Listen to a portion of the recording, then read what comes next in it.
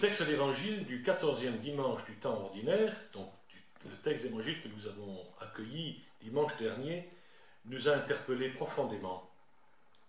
Rappelons-nous cette phrase de Jésus, « Un prophète n'est méprisé que dans son pays ».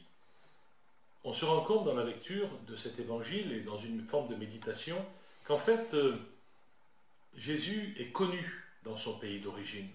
On sait qui il est, on sait comment il a grandi, et donc on l'aime bien tel qu'il est. On l'a défini, on connaît son caractère. Le problème, c'est que justement, on ne lui permet pas de sortir de ce qu'on connaît de lui. On l'enferme dans une définition. Et cette petite phrase, cette réflexion nous amène à porter regard sur nos familles. Il y a quelques années, j'ai eu l'occasion de faire une visite de camp. La visite a duré une journée à peu près. Et j'avais été étonné de constater, de voir des jeunes, garçons et filles, 12, 13, 14 ans, qui avaient fabriqué des installations avec des tentes sur pilotis. Bien, ils avaient été aidés, mais tentes sur pilotis. Ils avaient appris à tisser des hamacs pour faire le tapis de sol en quelque sorte de leur tente sur pilotis. Sous les tentes, ils avaient un petit coin où ils pouvaient éventuellement être à l'abri pour le temps du déjeuner ou du dîner du soir. J'avais observé qu'à côté de chaque tente, il y avait des fils pour étendre le linge, et j'avais vu des jeunes faire la lessive.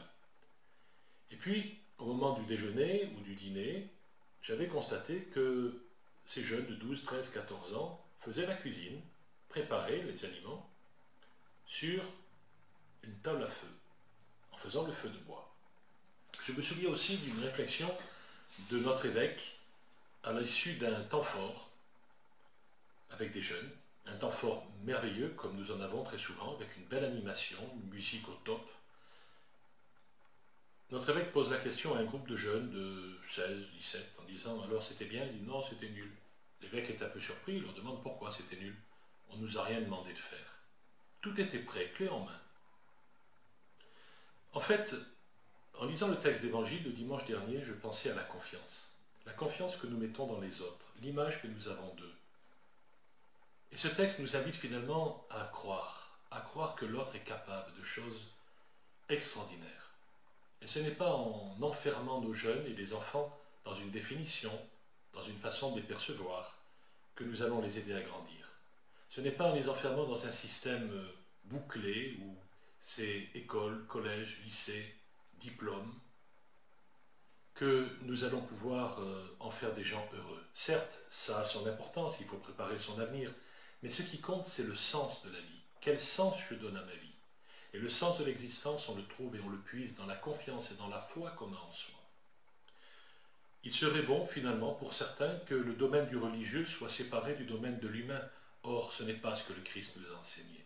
Il nous a enseigné que notre foi, notre chemin, est un chemin avec le Seigneur qui doit s'incarner dans notre quotidien, dans notre humanité. La confiance est le chemin qui nous mène vers la lumière.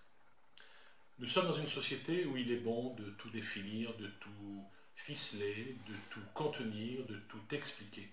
Or, la foi n'attend pas d'explication. Elle attend la spontanéité, elle attend certes le bon sens, l'intuition, l'intelligence, qui ne se mesure jamais. On ne mesure pas l'intelligence avec des chiffres et avec des pourcentages.